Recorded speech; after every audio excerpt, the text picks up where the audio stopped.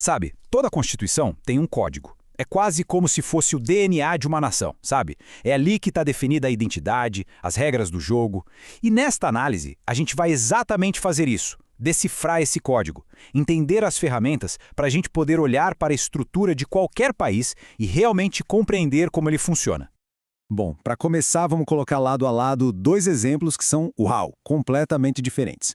De um lado, os Estados Unidos. Tem um único documento, lá de 1787, que é a base de tudo. Do outro lado, o Reino Unido. Lá, a Constituição nem está num papel só.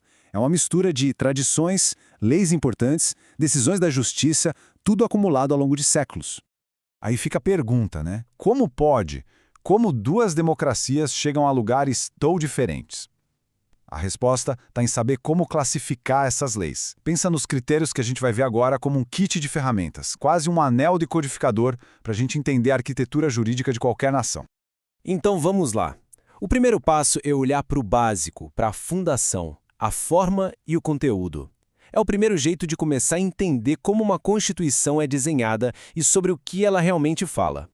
Para começar, existe uma coisa chamada Constituição não escrita. Pensa assim, não é um livro de regras, um documento único que alguém sentou e escreveu de uma vez. É mais como um organismo vivo que vai crescendo e evoluindo junto com a história do país. O Reino Unido, como a gente viu, é o maior exemplo disso.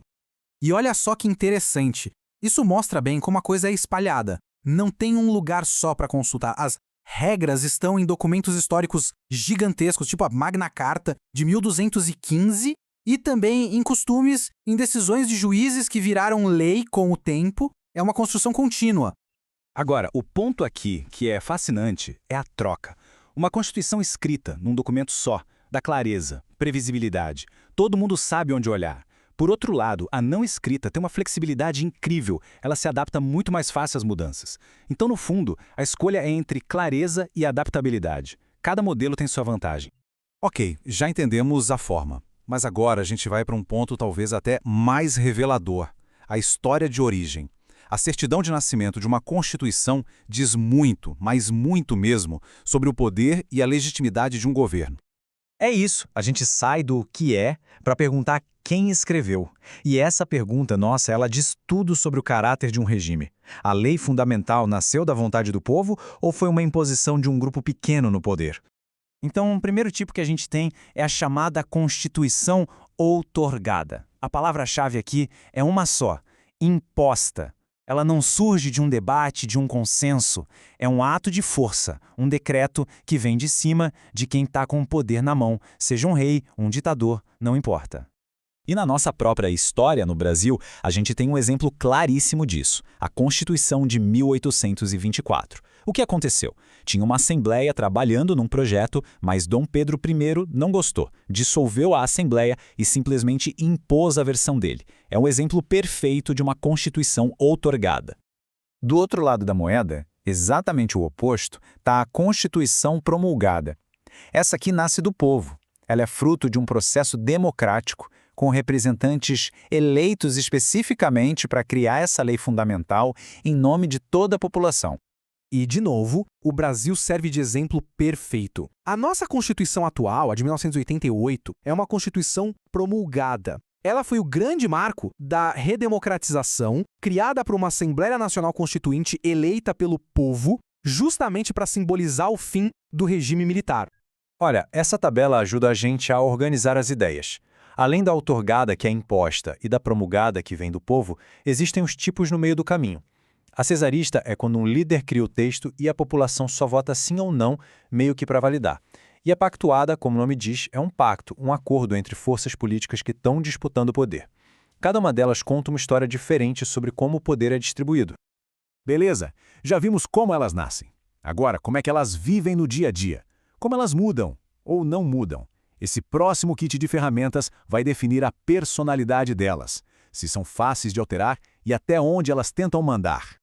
E aqui a gente chega numa tensão clássica, um verdadeiro dilema: estabilidade ou adaptabilidade. Uma Constituição rígida é tipo uma fortaleza, feita para ser super difícil de mudar para proteger os princípios mais importantes. Já a flexível é como se fosse uma estrutura de Lego que dá para desmontar e remontar com mais facilidade, conforme a necessidade.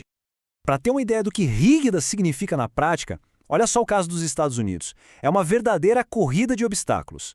Primeiro, precisa de 2/3 de votos nas 2 casas do Congresso. E depois, ainda precisa ser aprovada por 3/4 dos estados. É um processo tão difícil que foi feito de propósito para que só mudanças muito, mas muito consensuais passem. Agora, olha o contraste absurdo com o Reino Unido. Lá, para mudar uma regra constitucional, basta o parlamento aprovar uma nova lei por maioria simples, a mesma maioria que aprova qualquer outra lei. Isso dá uma agilidade enorme para o governo, mas também tem um risco. Direitos importantes poderiam, em tese, ser alterados numa única votação. E para fechar esse kit de ferramentas, a gente olha para o tamanho e para o detalhe. Basicamente é a diferença entre uma constituição analítica, que é tipo um manual de instruções gigantesco e super detalhado como a nossa no Brasil, e uma sintética, que é mais um manifesto de princípios curta e direta, como a dos Estados Unidos. Muito bem, agora que a gente já tem todas as ferramentas na mão, chegou a hora de usar. Vamos fazer um estudo de caso completo, juntar todas essas peças e decodificar um exemplo real, a Constituição Brasileira. Então a pergunta é essa. Usando tudo que a gente aprendeu, qual é o diagnóstico completo? Qual é, afinal, o DNA da nossa Constituição de 1988? E a resposta está toda aqui. O raio-x completo. Ela é material, por quê? Porque organiza o Estado e define nossos direitos. Ela é escrita, está toda num documento só. Dogmática, porque foi feita num momento específico, com as ideias daquela época. É promulgada porque veio da vontade do povo na Assembleia Constituinte. É rígida, com um processo bem difícil para ser alterada. É analítica, super longa e detalhada. E, por fim, é dirigente, porque ela não só organiza, mas também aponta direções, metas sociais que o país deve seguir. Cada termo desses é uma peça do quebra-cabeça. Ok, mas para que tudo isso? Por que gastar tempo com essas classificações que parecem tão acadêmicas? Porque entender isso vai muito além da teoria. É uma ferramenta prática para a gente entender o mundo, o noticiário, os debates políticos. O ponto é o seguinte: entender isso tudo dá poder de análise. A gente passa a conseguir avaliar a legitimidade de um governo, comparar por que uma reforma política é tão difícil aqui e tão fácil em outro lugar, e principalmente identificar quais são os valores que uma nação decidiu proteger acima de tudo.